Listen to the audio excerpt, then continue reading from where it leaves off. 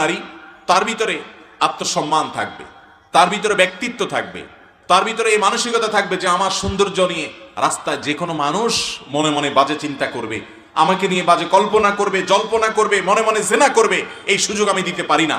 এটা হলো একজন ঈমানদারের ব্যক্তিত্ব, এটা হলো তার পার্সোনালিটি, এটা হলো তার আত্মসম্মান।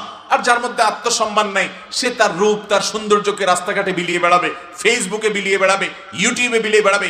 এটা দেখে কত সহস্র মানুষ তাকে মনে মনে জেনা করবে, মনে মনে জল্পনা কল্পনায় তাকে খারাপভাবে চিন্তা করবে।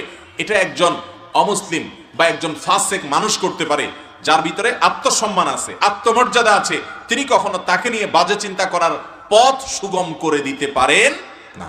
এজন্য একজন নারী সবসময় তার এই সৌন্দর্যকে পরপুরুষের সামনে, রাস্তাঘাটে মানুষের সামনে প্রকাশ করে বেড়াবেন না। কারণ এগুলো প্রকাশ হলে কি হবে সেটা আমাদের সবার কাছে জানা। যদি কেউ বলে না